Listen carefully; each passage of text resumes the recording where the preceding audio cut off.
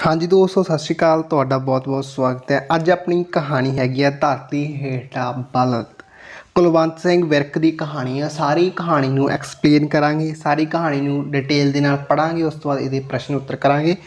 ध्यान नाल वीडियो नू देखियो लास्ट तक। सारी कहानी नू एक्सप्लेन करांगे, पढ़ के सुनावांगे, तुहानूं समझावांगे मीनिंग की है धरती हेठले बलद दा। कुलवंत सिंह दी विरक दी लिखी हुई है। तो वीडियो नू लाइक कर दिओ, चैनल नू सबसक्राइब कर दिओ ते अपने दोस्तां नाल वीडियो नू शेयर करियो। शुरू करते हैं वीडियो।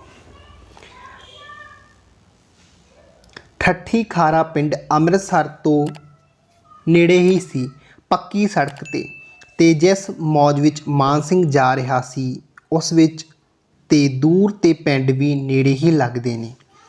इस लई भावें शाम हो गई सी ते टांगे ते थके हुए घोड़े की टाप भी मट्ठी हो रही सी, उसनूं कोई चिंता नहीं सी। मान सिंह छुट्टी ते आया होया फौजी सी। इत्थे हुण दसता कि मान सिंह छुट्टी ते आया होया फौजी है। ठट्ठी खारा उहदे यार करम सिंह दा पिंड सी। ठट्ठी खारा वा जिहड़ा वो करम सिंह जिहड़ा उहदा दोस्त आ मान सिंह दा, उहदा पिंड आ ठट्ठी खारा। ठीक है। जिन्नियां गूढ़ियां जारियां फौज विच लगियां ने इन्नियां होर किधरे नहीं लगदियां। पहलां तां वो दोवें अपने रैजीमैंटल सेंटर विच इकट्ठे रहे ते हुण इक्को बटालीन विच वर्मा फ्रंट ते लड़ रहे सन। करम सिंह पहलां दा भर्ती सी ते हुण हौलदारी करदा सी, पर मान सिंह मसां नायकी तक ही अपड़िया सी। इत्थे क्लीयर कर दिता है कि मान सिंह किहड़ी पोस्ट ते काम कर रहा वा, करम सिंह किहड़ी पोस्ट तक पहुंचिया। ठीक है। तो उन्होंने पिंड भी एक्सप्लेन कर दिते गए ने, अपने दिमाग विच बिठाओ। अगे पढ़ते हैं। करम सिंह बारे एक खास गल ये सी कि उसकी जीव विच बड़ा रस सी। हुण करम सिंह की जीव विच बड़ा रस सीगा। ठीक है। पिंड दे कई मुंडे भी फौज विच सन। जदों वो छुट्टी आउंदे तां पिंड दे बंदियां नाल उन्हां दियां गल वाहिगुरू जी की फतेह तो अगे ना तुरदी। मतलब इत्थे कहण दा मतलब ये कि जदों वो एक दूजे नूं मिलदे तो वाहिगुरू जी का खालसा वाहिगुरू जी की फतेह बुलाउंदे, उस तो बिना होर कोई गल नहीं करते। जदों करम सिंह पिंड आउंदा तां खूह ते नहाउण वालियां दी भीड़ां वध जांदियां। सियाल दी अद्धी रात लोग ठंडी हो रही दाणे भुनण वाली भट्ठी दे सेक आसरे करम सिंह दीयां गल्लां सुणदे रहिंदे। इत्थे मीनिंग समझण दी कोशिश करो कि जिहड़ा करम सिंह आ वो पिंड वालियां लई खास सीगा। ਉਹਦੇ ਜਦੋਂ ਛੁੱਟੀ 'ਤੇ ਆਉਂਦਾ ਸੀ ਤਾਂ ਲੋਕ ਰਾਤ ਰਾਤ ਤੱਕ ਦਾਣੇ ਭੁੰਨਣ ਵਾਲੀ ਭੱਠੀ ਦੇ ਜਿਹੜੀ ਠੰਡੀ ਹੋ ਰਹੀ ਸੀ ਉਹਦੇ ਕਿਨਾਰੇ 'ਤੇ ਬੈਠ ਕੇ ਉਹਦੀਆਂ ਗੱਲਾਂ ਸੁਣਦੇ ਫੌਜ ਦੀਆਂ। ਜਿਵੇਂ ਪਹਿਲਾਂ ਖੂਹ ਦੇ ਨਹਾਉਂਦੇ ਹੁੰਦੇ ਸੀ ਲੋਕ, ਉਸ ਤਰ੍ਹਾਂ ਨਹਾਉਣ 'ਤੇ ਉੱਥੇ ਭੀੜਾਂ ਵੱਧ ਜਾਂਦੀਆਂ ਕਿਉਂਕਿ ਕਰਮ ਸਿੰਘ ਆਇਆ ਹੁੰਦਾ ਸੀ। ਲੋਕ ਉੱਥੇ ਇਕੱਠੇ ਹੋ ਜਾਂਦੇ। ਅੱਗੇ ਪੜ੍ਹਦੇ ਹਾਂ। ਪਿਛਲੀ ਰੈਜੀਮੈਂਟਲ ਵਿੱਚ ਉਹਦੀ ਰਾਈਫਲ ਦਾ ਨਿਸ਼ਾਨਾ ਬੜਾ ਮਸ਼ਹੂਰ ਸੀ। ਨਿਸ਼ਾਨਾ ਮਾਰਨ ਦੇ ਮੁਕਾਬਲਿਆਂ ਵਿੱਚ ਉਹਦੀ ਗੋਲੀ ਨਿਸ਼ਾਨੇ ਦੇ ਇਸ ਤਰ੍ਹਾਂ ਵਿਚਕਾਰੋਂ ਲੰਘਦੀ ਜਿਵੇਂ ਹੱਥ ਨਾਲ ਫੜ ਕੇ ਲੰਘਾਈ ਗਈ ਹੋਵੇ। ਹੁਣ ਲੜਾਈ ਵਿੱਚ ਉਹਦੇ ਪੱਕੇ ਨਿਸ਼ਾਨੇ ਕਈ ਦੂਰ ਲੁਕੇ ਹੋਏ ਦਰਖਤਾਂ ਦੇ ਟਾਹਣ ਜਿਹੇ ਉਹਦੇ ਜਾਪਾਨੀ ਡੇਗੇ ਸਨ। ਮਤਲਬ ਜਿਹੜੇ ਜਾਪਾਨੀ ਸੀਗੇ ਜਦੋਂ ਉਹਨਾਂ ਨੇ ਇੰਡੀਆ 'ਤੇ ਹਮਲੇ ਕਰਦੇ ਸੀਗੇ, ਉਸ ਤਰ੍ਹਾਂ ਇਹਨਾਂ ਨੇ ਕਿਹਾ ਹੈ ਕਿ ਜਿਹੜੇ ਦਰਖਤਾਂ ਦੇ ਲੁਕੇ ਹੋਏ ਜਾਪਾਨੀ ਸੀ ਉਹਨਾਂ ਨੂੰ ਨਿਸ਼ਾਨਾ ਬਣਾਉਂਦਾ ਸੀ। ਠੀਕ ਹੈ। ਪੱਕਾ ਨਿਸ਼ਾਨਾ ਬਣਾਉਂਦੇ ਸੀ, ਮਤਲਬ ਬਹੁਤ ਵਧੀਆ ਨਿਸ਼ਾਨਾ ਸੀ। ਹੁਣ ਕਰਮ ਸਿੰਘ ਦੇ ਦੋ ਇੱਥੇ ਗੁਣ ਤੁਹਾਡੇ ਕੋਲ ਆ ਗਏ। ਪਹਿਲਾ ਉਹਦੀ ਜੀਭ ਦੇ ਵਿੱਚ ਬੜਾ ਰਸ ਸੀ, ਦੂਜਾ ਉਹਦਾ ਨਿਸ਼ਾਨਾ ਬੜਾ ਪੱਕਾ ਸੀ। ਇਸ ਤਰ੍ਹਾਂ ਉਹ ਜਾਪਾਨੀ ਨਿਸ਼ਾਨਚੀਆਂ ਦੀਆਂ ਗੋਲੀਆਂ ਨਾਲ ਮਾਰੇ ਗਏ ਆਪਣੇ ਆਦਮੀਆਂ ਦੇ ਬਦਲੇ ਚੁਕਾਉਂਦਾ ਅਤੇ ਆਪਣੀ ਪਲਟਨ ਦਾ ਦਿਲ ਠੰਡਾ ਕਰਦਾ।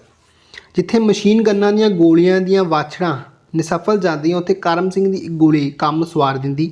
ਹੁਣ ਕਰਮ ਸਿੰਘ ਦੇ ਹੱਡ ਭਾਵੇਂ ਪੁਰਾਣੇ ਹੁੰਦੇ ਜਾਂਦੇ ਸਨ, ਪਰ ਉਹ ਜਿਮਨਾਸਟਿਕ ਦੇ ਡੰਡਿਆਂ 'ਤੇ ਖੇਡਾਂ ਕਰਦਾ ਤਾਂ ਵੇਖਣ ਵਾਲਿਆਂ ਨੂੰ ਇਸ ਤਰ੍ਹਾਂ ਲੱਗਦਾ ਜਿਵੇਂ ਉਸ ਨੂੰ ਕੋਈ ਭੂਤ ਚਿੰਬੜ ਗਿਆ ਹੋਵੇ। ਇੱਥੇ ਲੜਾਈ ਵਿੱਚ ਤੇ ਖੈਰ ਇਹ ਸਭ ਕੁਝ ਬੰਦ ਸੀ, ਹੋਰ ਵੀ ਬਹੁਤ ਕੁਝ ਬੰਦ ਸੀ। ਕਦੀ ਕਸੀਆਂ ਹੋਈਆਂ ਵਰਦੀਆਂ ਪਾ ਕੇ ਬੈਂਡ ਨਾਲ ਪਰੇਡ ਨਹੀਂ ਸੀ ਕੀਤੀ। ਕੋਈ ਬਾਜ਼ਾਰ ਨੇੜੇ ਵੀ ਨਹੀਂ ਸੀ ਜਿੱਥੇ ਮੁਫਤੀ ਪਾ ਕੇ ਕੋਈ ਜਾ ਸਕੇ।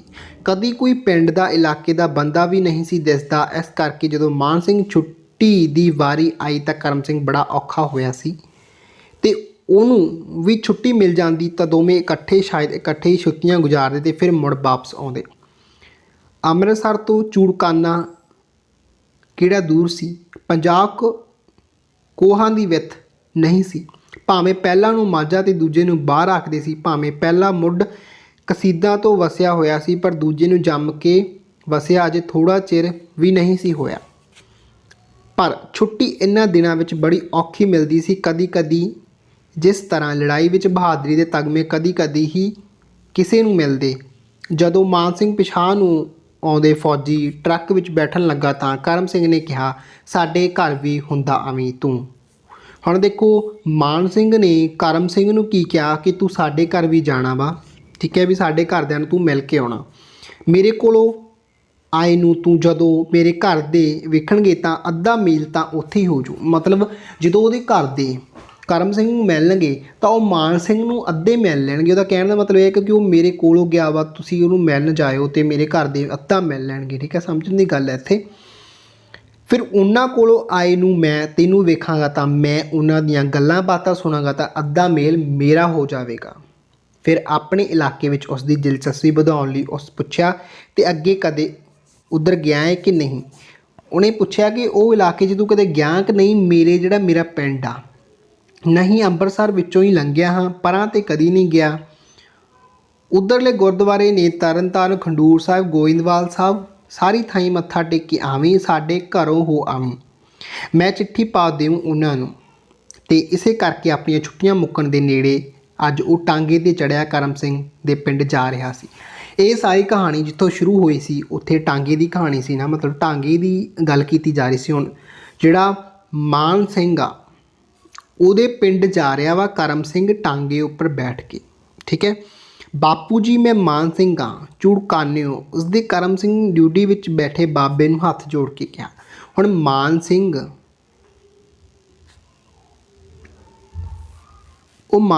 ਆ ਕਰਮ ਸਿੰਘ ਦੇ ਪਿੰਡ ਗਿਆ ਵਾ ਤੇ ਮਾਨ ਸਿੰਘ ਕਹਿ ਰਿਹਾ ਕਿ ਮੈਂ ਚੂੜਕਾਨਿਓ ਆਇਆ ਵਾ। ਕਰਮ ਸਿੰਘ ਦੀ ਡਿਊਟੀ ਵਿੱਚ ਬੈਠੇ ਬਾਪੂ ਨੂੰ ਹੱਥ ਜੋੜ ਕੇ ਕਿਹਾ, ਆਓ ਜੀ ਆਇਆਂ ਨੂੰ, ਆਓ ਬੈਠ ਜਾਓ। ਇਹ ਕਿਹਨੇ ਕਿਹਾ? ਬਾਪੂ ਨੇ। ਮਾਨ ਸਿੰਘ ਅੰਦਰ ਲੰਘ ਕੇ ਮੰਜੀ 'ਤੇ ਬੈਠ ਗਿਆ। ਉਸਦੇ ਆਉਣ ਕਰਕੇ ਬਾਬਾ ਕੁਝ ਔਖਾ ਜਿਹਾ ਲੱਗਦਾ ਸੀ। ਪਹਿਲਾਂ ਤਾਂ ਇੱਧਰ ਉੱਧਰ ਵੇਖ ਰਿਹਾ ਸੀ, ਪਰ ਹੁਣ ਉਹ ਚੁੱਪਚਾਪ ਨੀਵੀਂ ਪਾ ਲਈ। ਮਾਨ ਸਿੰਘ ਕਾਲੇ ਸੁਭਾਅ ਦਾ ਸੀ, ਪਰ ਆਪਣੀ ਇਸ ਆਓ ਭਗਤ 'ਤੇ ਉਸ ਨੂੰ ਬੜੀ ਹੈਰਾਨੀ ਹੋਈ। ਹੋ ਸਕਦਾ ਸੀ ਕਿ ਕੋਈ ਉਪਰਾ ਆਦਮੀ ਹੋਵੇ। ਤੁਸੀਂ ਕਰਮ ਸਿੰਘ ਦੇ ਬਾਪ ਹੋ? ਉਸਨੇ ਚੰਗੀ ਮਿਲਾਈ ਦੀ ਮੰਗ ਕਰਦੇ ਹੋਏ ਕਿਹਾ। ਉਹਨਾਂ ਨੇ ਮਿਲਣੀ ਨੂੰ ਆਪਣੀ ਨੂੰ ਚੰਗੀ ਕਰਨ ਵਾਸਤੇ ਕਰਮ ਸਿੰਘ ਨੂੰ ਦੇ ਬਾਪੂ ਨੂੰ ਪੁੱਛਿਆ ਕਿ ਤੁਸੀਂ ਕਰਮ ਸਿੰਘ ਦੇ ਬਾਪ ਹੋ? ਆਹੋ ਜੀ, ਇਹ ਉਹਦਾ ਹੀ ਘਰ ਹੈ। ਤੁਸੀਂ ਮੇਰੇ ਬਾਰੇ ਤੁਹਾਨੂੰ ਕੋਈ ਚਿੱਠੀ ਲਿਖੀ ਸੀ? ਹਾਂ, ਉਹ ਲਿਖਿਆ ਸੀ ਭਈ ਤੁਸੀਂ ਆਓਗੇ ਸਾਡੇ ਕੋਲ। ਤੇ ਬੁੱਢਾ ਉੱਠ ਕੇ ਵਿਹੜੇ ਵੱਲ ਤੁਰ ਪਿਆ। ਇੱਕ ਕੱਟੀ ਨੂੰ ਉਸਨੇ ਖੋਲ੍ਹ ਕੇ ਦੂਜੇ ਕਿੱਲੇ 'ਤੇ ਬੰਦਾ। ਫਿਰ ਉਸਨੇ ਪਿੰਡੇ 'ਤੇ ਹੱਥ ਫੇਰਿਆ ਅਤੇ ਫਿਰ ਉਸ ਨੂੰ ਆਪਣੇ ਹੱਥ ਚੱਟਣ ਲਈ ਦਿੱਤਾ। ਫਿਰ ਅੰਦਰ ਜਾ ਕੇ ਮਾਨ ਸਿੰਘ ਦੇ ਆਉਣ ਦਾ ਪਤਾ ਦਿੱਤਾ ਤੇ ਚਾਹ ਲਿਆਉਣ ਲਈ ਆਖਿਆ।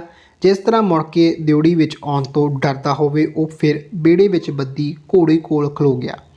ਉਸਨੇ ਅੱਗੇ ਪਈ ਤੂੜੀ ਨੂੰ ਹਿਲਾਇਆ, ਹੋਰ ਛੋਲੇ ਲਿਆ ਕੇ ਪਾਏ ਤੇ ਅਖੀਰ ਮੁੜ ਡਿਊਟੀ ਵਿੱਚ ਆ ਗਿਆ। ਬਾਬਾ ਹੁਣ ਵਧੇਰੇ ਆਪਣੇ ਆਪ ਵਿੱਚ ਸੀ। ਉਹ ਮਾਨ ਸਿੰਘ ਵੱਲ ਸੱਜੇ ਖੱਬੇ ਵੀ ਝਾਕ ਰਿਹਾ ਸੀ। ਜਸਵੰਤ ਸਿੰਘ ਕਿੱਥੇ ਵੇ? ਮਾਨ ਸਿੰਘ ਨੂੰ ਪਤਾ ਸੀ ਕਿ ਕਰਮ ਸਿੰਘ ਦੇ ਨਿੱਕੇ ਭਰਾ ਦਾ ਨਾਂ ਜਸਵੰਤ ਸਿੰਘ ਹੈ। ਹੁਣੇ ਆ ਜਾਂਦਾ ਹੈ ਚਰੀ ਦੀ ਗੱਡ ਲੈ ਕੇ। ਇੰਨੇ ਨੂੰ ਕਰਮ ਸਿੰਘ ਦੀ ਬੇਬੇ ਚਾਹ ਲੈ ਕੇ ਆਈ। ਬੇਬੇ ਜੀ ਸਤਿ ਸ਼੍ਰੀ ਅਕਾਲ। ਮਾਨ ਸਿੰਘ ਨੇ ਹੱਸਦਿਆਂ ਅੱਖਾਂ ਵਿੱਚ ਬੁੱਢੀ ਵੱਲ ਵੇਖਿਆ। ਬੁੱਢੀ ਨੇ ਹੋਠ ਕੁਝ ਕਹਿਣ ਲਈ ਫਰਕੇ, ਪਰ ਕੋਈ ਅੱਖਰ ਨਾ ਬਣ ਸਕਿਆ। ਮਾਨ ਸਿੰਘ ਨੇ ਚਾਹ ਵਾਲੀ ਗੜਬੀ ਤੇ ਕੌਲੀ ਬੇਬੇ ਦੇ ਹੱਥੋਂ ਫੜ ਲਈ ਤੇ ਉਹ ਵਾਪਸ ਚਲੀ ਗਈ। ਇਹ ਮਜੈਲ ਕਿਸ ਤਰ੍ਹਾਂ ਦੇ ਆਦਮੀ ਨੇ? ਮਾਨ ਸਿੰਘ ਬੜਾ ਹੈਰਾਨ ਹੋਇਆ।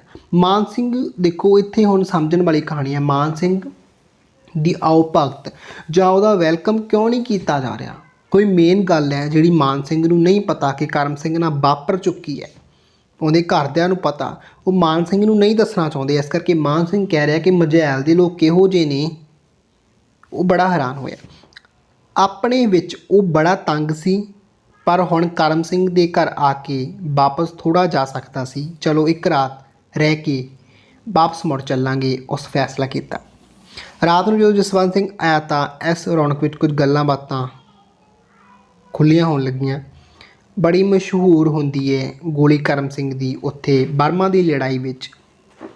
ਬਸ ਉਹਦੇ ਘੋੜਾ ਦੱਬਣ ਦੀ ਦੇਰ ਹੁੰਦੀ ਹੈ, ਅੱਖ ਦੇ ਫੋਰ ਵਿੱਚ ਇੱਕ ਜਾਪਾਨੀ ਹੇਠਾਂ ਲਿਟ ਜਾਂਦਾ ਹੈ। ਸਾਨੂੰ ਨਾਲ ਟੁਰਦਿਆਂ ਪਤਾ ਵੀ ਨਹੀਂ ਲੱਗਦਾ ਕਿ ਉਹ ਲੱਭ ਕਿੱਥੋਂ ਲਿਆ। ਮਾਨ ਸਿੰਘ ਇੱਥੋਂ ਰੁਕਿਆ ਇਸ ਉਮੀਦ 'ਤੇ ਉਹ ਸਾਰੇ ਵਰਮਾ ਦੀ ਲੜਾਈ ਦੀਆਂ ਬਹੁਤ ਸਾਰੀਆਂ ਗੱਲਾਂ ਪੁੱਛਣਗੇ। ਉਸ ਦਾ ਅੰਦਰ ਗੱਲਾਂ ਨਾਲ ਭਰਿਆ ਪਿਆ ਸੀ, ਪਰ ਇੱਥੇ ਤਾਂ ਕੋਈ ਸੁਣਦਾ ਹੀ ਨਹੀਂ ਸੀ। ਕੁਝ ਚਿਰ ਇਸ ਤਰ੍ਹਾਂ ਹੀ ਰਹੀ। ਫਿਰ ਬੁੱਢੇ ਨੇ ਜਸਵੰਤ ਨੂੰ ਕਿਹਾ ਕਿ ਆਪਣੀ ਵਾਰੀ ਕਦੋਂ ਹੈ ਪਾਣੀ ਦੀ? ਪਰਸੋਂ 3 ਵਜੇ ਸਵੇਰੇ ਲੱਗਣੀ ਹੈ। 3 ਵਜੇ ਸਵੇਰੇ ਦਾ ਨਾਂ ਸੁਣ ਕੇ ਮਾਨ ਸਿੰਘ ਨੇ ਫਿਰ ਗੱਲ ਛੇੜੀ। ਉਹ ਆਪਣੇ ਯਾਰ ਦੀਆਂ ਰੱਜ ਕੇ ਗੱਲਾਂ ਕਰਨੀਆਂ ਚਾਹੁੰਦਾ ਸੀ। ਹੋਰ ਗੱਲ ਤੇ ਗੱਲ ਕਰਮ ਸਿੰਘ ਪਹਿਰ ਰਾਤ ਉੱਠਣ ਤੋਂ ਬਚ ਗਿਆ। ਫੌਜ ਵਿੱਚ ਸਵੇਰੇ ਉੱਠਣ ਦਾ ਬੜਾ ਆਲਸ ਹੁੰਦਾ ਸੀ ਉਸਨੂੰ। ਸਾਰਿਆਂ ਤੋਂ ਪਿੱਛੇ ਉੱਠਦਾ ਹੈ। ਉੱਥੇ ਇਸ ਨਾਲ ਵੀ ਕਿਸੇ ਦਾ ਉਤਸ਼ਾਹ ਨਾ ਜਾਗਿਆ। ਫਿਰ ਰੋਟੀ ਆਈ। ਉਹਨਾਂ ਕਾਫੀ ਉਚੇਚ ਕੀਤਾ ਹੋਇਆ ਸੀ। ਨਾਲ ਜਸਵੰਤ ਸਿੰਘ ਉਹਨੂੰ ਰੋਟੀ ਖਾਂਦੇ ਨੂੰ ਪੱਖਾ ਚੱਲ ਰਿਹਾ ਸੀ। ਉਹਦਾ ਇਹ ਖਿਆਲ ਸੀ ਕਿ ਉਸ ਵੱਲ ਧਿਆਨ ਨਹੀਂ ਦੇ ਰਹੇ ਸਨ। ਦਿਲੋਂ ਨਿਕਲ ਗਿਆ।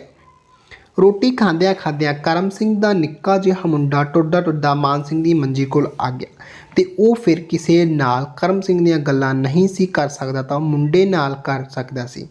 ਮਾਨ ਸਿੰਘ ਨੇ ਉਸ ਨੂੰ ਕੁੱਛੜ ਚੁੱਕ ਲਿਆ। ਓਏ, ਆਪਣੇ ਬਾਪੂ ਕੋਲ ਚੱਲਣਾ ਏ?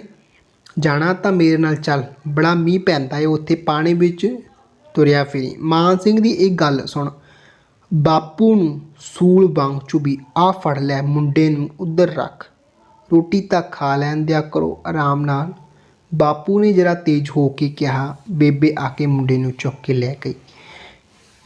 ਹੁਣ ਇੱਥੇ ਥੋੜ੍ਹੀ ਜਿਹੀ ਸਮਝਣ ਵਾਲੀ ਗੱਲ ਹੈ ਕਿ ਕਰਮ ਸਿੰਘ ਦੀ ਜਦੋਂ ਗੱਲ ਕੀਤੀ ਮਾਨ ਸਿੰਘ ਨੇ ਉਹਦੇ ਬੱਚੇ ਕੋਲੇ ਤਾਂ ਬਾਪੂ ਨੂੰ ਬੜਾ ਗੁੱਸਾ ਲੱਗਿਆ ਅਤੇ ਉਸਨੇ ਬੱਚੇ ਨੂੰ ਬੇਬੇ ਕੋਲ ਫੜਾਇਆ। ਹੁਣ ਤਾਂ ਘਰ ਦੀ ਹਵਾ ਵਿੱਚ ਮਾਨ ਸਿੰਘ ਨੂੰ ਸਾਹ ਲੈਣਾ ਔਖਾ ਹੋ ਗਿਆ ਸੀ। ਇੱਧਰ ਦਾ ਪੈਂਡਾ ਮੁਕਾ ਕੇ ਉਹ ਛੇਤੀ ਮੁੜਨ ਨੂੰ ਜੀ ਕਰਦਾ ਸੀ। ਉਹ ਆਪਣੇ ਅਗਲੇ ਦਿਨ ਦੇ ਚੱਕਰ ਬਾਰੇ ਪੁੱਛ-ਗਿੱਛ ਆਰੰਭੀ। ਇੱਥੋਂ ਤਰਨ ਕਿੰਨਾ ਕੁ ਹੈ? 4 ਕੁ ਪੈਂਡਾ ਹੈ। ਟਾਂਗਾ ਮਿਲ ਜਾਂਦਾ ਹੈ, ਹੋਵੇਗਾ ਸਵੇਰੇ ਹੀ। ਟਾਂਗੇ ਟੂੰਗਿਆਂ ਦਾ ਕੋਈ ਫਿਕਰ ਨਾ ਕਰ ਤੂੰ ਜਸਵੰਤ, ਤੂੰ ਤੇਰੇ ਨਾਲ ਘੱਲਾਂਗੇ। ਦੋਵੇਂ ਭਰਾ ਇਕੱਠੇ ਹੀ ਮੱਥਾ ਟੇਕ ਆਇਓ ਸਾਰੇ। ਇਸ ਗੱਲ 'ਤੇ ਮਾਨ ਸਿੰਘ ਰਾਜੀ ਸੀ।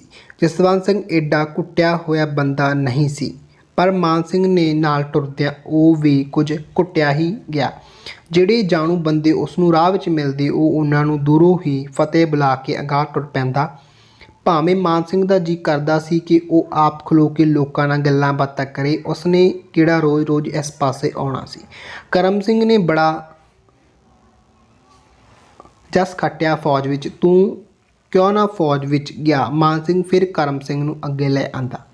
ਜਸਵੰਤ ਸਿੰਘ ਇੱਕਦਮ ਇਕੱਠਾ ਹੋ ਗਿਆ, ਜਿਵੇਂ ਕੋਈ ਚੋਰੀ ਕਰਦਾ ਫੜਿਆ ਜਾਂਦਾ।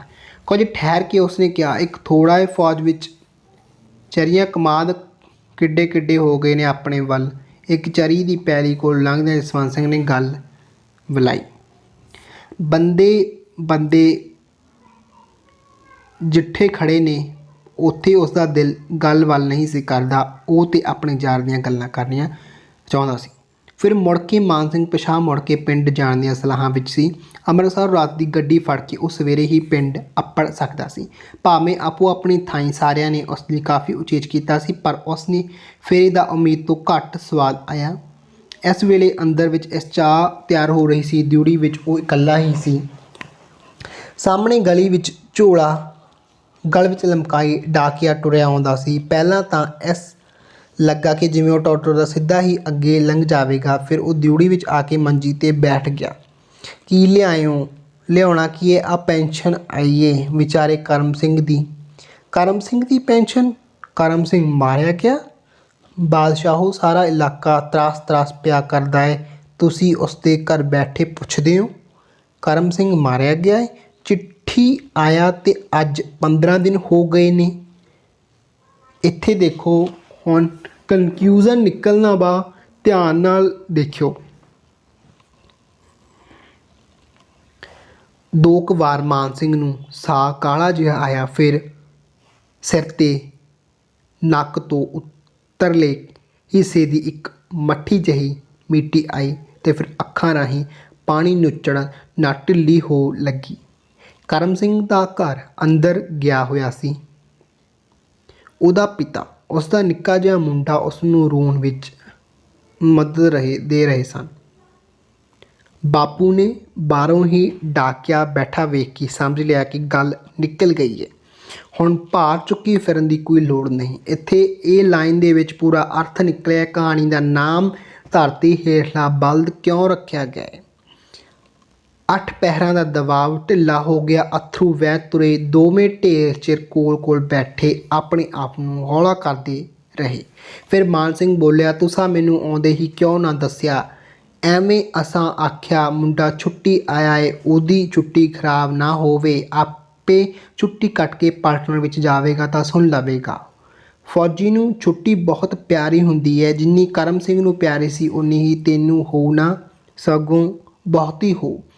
ਬਾਹਰ ਦੇ ਪਿੰਡਾਂ ਦੇ ਲੋਕ ਤਾਂ ਸੌਣ ਦੇ ਜੰਮਪਲ ਨੇ, ਉਹ ਥੋੜ੍ਹਾ ਔਖ ਹੁੰਦਾ ਹੈ ਦਿਸੂਗਾ, ਪਰ ਅਸੀਂ ਗੱਲ ਲੁਕਾਉਣ ਵਿੱਚ ਰਤਾ ਕਾਮਯਾਬ ਨਹੀਂ ਹੋਏ। ਐਵੇਂ ਬੇਸਵਾਦੀ ਹੀ ਕੀਤੀ। ਮੁੜਦੇ ਹੋਏ ਮਾਨ ਸਿੰਘ ਮਾਝੇ ਦੇ ਪਿੰਡ ਵੇਖੇ ਜਿਨ੍ਹਾਂ ਨਾਲ ਬਾਬਾ ਜੰਮਪਲ ਸੀ। ਇਹਨਾਂ ਦੁਆਲੇ ਬਚਾ ਲਈ ਕਿਲੇ ਕੋਟ ਉਸਾਰੇ ਸਨ। ਥਾਂ ਥਾਂ ਮਾੜੀਆਂ ਅਤੇ ਸਮਾਧਾਂ ਸਨ ਜਿਹੜੀਆਂ ਪਿਛਲੀਆਂ ਪੀੜ੍ਹੀਆਂ ਵਿੱਚ ਇਹਨਾਂ ਲੋਕਾਂ ਦੀ ਤਾਕਤ ਤੇ ਧਾਵਾ ਕਰਨ ਵਾਲਿਆਂ ਦਾ ਲੜਨ ਮਰਨ ਦੀ ਕਹਾਣੀ ਦੱਸਦੀਆਂ ਸਨ। ਇਸੇ ਕਰਕੇ ਬਾਬੇ ਦੀ ਸਹਿਣ ਸ਼ਕਤੀ ਇੰਨੀ ਵਧੀ ਹੋਈ ਸੀ ਕਿ ਉਹ ਦੂਜਿਆਂ ਨੂੰ ਹੌਲਾ ਕਰਨ ਲਈ ਆਪਣੇ ਆਪ 'ਤੇ ਭਾਰ ਚੁੱਕੀ ਫਿਰਦਾ ਸੀ। ਮਾਨ ਸਿੰਘ ਨੇ ਸੁਣਿਆ ਹੋਇਆ ਸੀ ਕਿ ਇੱਕ ਧੌਲ ਹੈ, ਮਤਲਬ ਬਲਦ ਹੈ, ਜੋ ਆਪਣੇ ਸਿੰਗਾਂ ਦੇ ਧਰਤੀ ਨੂੰ ਚੁੱਕੀ ਫਿਰਦਾ ਖੜਾ ਰਹਿੰਦਾ ਹੈ। ਇਸ ਤਰ੍ਹਾਂ ਹੀ ਲੱਗਾ ਕਿ ਕਰਮ ਸਿੰਘ ਦਾ ਪਿਤਾ ਉਹ ਧੌਲ ਹੈ ਜਿਹੜਾ ਭਾਰ ਥੱਲੇ ਦੱਬਿਆ ਹੋਇਆ ਕਰਕੇ ਲੋਕਾਂ ਦਾ ਭਾਰ ਚੁੱਕਣਾ ਚਾਹੁੰਦਾ ਸੀ। ਦੇਖੋ ਇੱਥੇ ਕਹਾਣੀ ਜਿਹੜੀ ਪੂਰੀ ਕਲੀਅਰ ਹੋ ਗਈ ਹੈ। ਧਰਤੀ ਹੇਠਲਾ ਬਲਦ ਮਤਲਬ ਭਾਰ ਚੁੱਕਣ ਵਾਲਾ ਇਨਸਾਨ। ਉਹਨੇ ਸਾਰੇ ਪਰਿਵਾਰ ਦਾ ਭਾਰ ਚੁੱਕਿਆ ਹੋਇਆ ਸੀ ਕਰਮ ਸਿੰਘ ਦੇ ਪਿਤਾ ਨੇ। ਹੁਣ ਇੱਥੇ ਸ਼ਬਦ ਅਰਥ ਆ ਗਏ। ਰੈਜੀਮੈਂਟ ਹੁੰਦਾ ਵਾ ਫੌਜੀ ਜਥਾ ਜੋ ਇੱਕ ਕਰਨਲ ਦੇ ਅਧੀਨ ਹੁੰਦਾ। ਫਰੰਟ ਹੁੰਦਾ ਸੀਮਾ ਸਰਹੱਦ। ਮੁੱਢ ਕਸੀਦਾ ਹੁੰਦਾ ਪੁਰਾਣੇ ਸਮਿਆਂ ਤੋਂ ਆਦਿ ਕਾਲ ਤੋਂ। ਘੋੜਾ ਹੁੰਦਾ ਬੰਦੂਕ ਦਾ ਪੁਰਜਾ ਜਿਸ ਨੂੰ ਦਬਾਉਣ ਦੀ ਗੋਲੀ ਚੱਲਦੀ ਹੈ। ਤਰਾਸ ਕਰਦਾ ਮਤਲਬ ਡਰਦਾ ਸਹਿਮਿਆ ਹੋਇਆ ਵਾ, ਠੀਕ ਹੈ। ਧੌਲ ਮਤਲਬ ਇੱਕ ਮਿਥਿਹਾਸਿਕ ਬਲਦ ਜਿਸ ਦੇ ਸਿੰਗਾਂ ਧਰਤੀ ਖਲੋਤੀ ਹੈ। ਇਹ ਮਿਥਿਹਾਸ ਆ, ਇੱਕ ਪੂਰੀ ਕਲੀਅਰ ਨਹੀਂ ਹੈਗਾ ਕਿ ਧਰਤੀ ਨੂੰ ਬਲਦ ਨੇ ਚੁੱਕਿਆ ਹੋਇਆ। ਸੂਲ ਵਾਂਗ ਚੁੱਭਣਾ ਬਹੁਤ ਤਿੱਖਾ ਦਰਦ। ਗੱਡ ਮਤਲਬ ਗੱਡਾ। ਗੱਡ ਉੱਥੇ ਆਇਆ ਸੀ, ਇੱਥੇ ਉਹਨੇ ਕਿਹਾ ਸੀ ਕਿ ਚਰੀ ਦੀ ਗੱਡ ਲੈ ਕੇ ਆਉਂਦਾ, ਮਤਲਬ ਆਪਣਾ ਗੱਡਾ ਜਿਹਨੂੰ ਆਪਾਂ ਰੇਹੜੀ ਕਹਿੰਦੇ ਹਾਂ ਉਹ। ਹਾਂਜੀ ਦੋਸਤੋ, ਇਹਦੇ ਪ੍ਰਸ਼ਨ ਉੱਤਰ ਨੇ। ਸਭ ਤੋਂ ਪਹਿਲਾਂ ਕਹਾਣੀ ਦਾ ਸਾਰ ਤੁਸੀਂ ਆਪਣੇ ਸ਼ਬਦਾਂ ਵਿੱਚ ਲਿਖਣਾ। ਆਪਾਂ ਸਾਰ ਪੜ੍ਹ ਚੁੱਕੇ ਹਾਂ। ਹੁਣ ਕਰਮ ਸਿੰਘ ਦਾ ਸੁਭਾਅ ਕਿਹੋ ਜਿਹਾ ਸੀ। ਕਰਮ ਸਿੰਘ ਦਾ ਸੁਭਾਅ ਤੁਹਾਨੂੰ ਪਤਾ ਉਹਦੇ 3-4 ਗੁਣ ਵੀ ਆਪਾਂ ਕਲੀਅਰ ਕੀਤੇ ਨੇ ਇੱਥੇ। ਕਰਮ ਸਿੰਘ ਨੇ ਘਰਦਿਆਂ ਦੇ ਮਾਨਸਿਕ ਛੁੱਟੀ ਖਰਾਬ ਹੋਣ ਤੋਂ ਬਚਾਉਣ ਲਈ ਕਿਹੋ ਜਿਹਾ ਵਿਵਹਾਰ ਕੀਤਾ, ਮਤਲਬ ਆਉਂਦੇ ਸਾਰ ਉਹਨੂੰ ਕੀ ਕੀਤਾ, ਕੀ ਸਭ ਕੁਛ ਕਲੀਅਰ ਹੋ ਗਿਆ ਤੁਹਾਨੂੰ। ਉਸ ਤੋਂ ਬਾਅਦ ਕਿਹੜੀ ਗੱਲ ਛੁਪਾਈ ਮਾਨ ਸਿੰਘ ਤੋਂ। ਕਰਮ ਸਿੰਘ ਦੀ ਮੌਤ ਦੀ ਗੱਲ ਛੁਪਾਈ ਸੀਗੀ। ਮਾਨ ਸਿੰਘ ਆਪਣੇ ਮਿੱਤਰ ਕਰਮ ਸਿੰਘ ਦੀ ਰੱਜ ਦੀ ਗੱਲਾਂ ਕਿਉਂ ਕਰਨਾ ਚਾਹੁੰਦਾ ਸੀ, ਕਿਉਂਕਿ ਉਹ ਉਹਨਾਂ ਦੇ ਘਰ ਪਹਿਲੀ ਵਾਰ ਆਇਆ ਸੀ ਅਤੇ ਤਾਂ ਜੋ ਉਹਨਾਂ ਦਾ ਮੇਲ ਹੋ ਸਕੇ ਇਸ ਕਰਕੇ ਗੱਲਾਂ ਕਰਨਾ ਚਾਹੁੰਦਾ ਸੀ।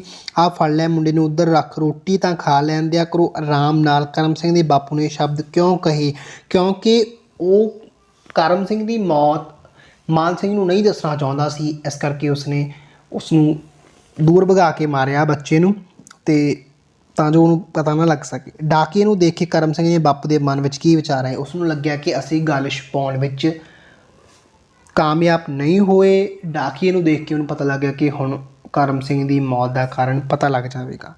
ਮਾਨ ਸਿੰਘ ਨੇ ਕਰਮ ਸਿੰਘ ਦੇ ਬਾਪੂ ਨੂੰ ਧਰਤੀ ਹੇਠਲਾ ਬਲਦ ਕਿਉਂ ਕਿਹਾ, ਕਿਉਂਕਿ ਉਸ ਸਹਿਣ ਸ਼ਕਤੀ ਬਹੁਤ ਸੀ। ਉਹ ਮਾਝੇ ਦੇ ਇਲਾਕੇ ਦਾ ਰਹਿਣ ਵਾਲਾ ਸੀ। ਇਹ ਸੀ ਸਾਡੀ ਕਹਾਣੀ ਧਰਤੀ ਹੇਠਲਾ ਬਲਦ।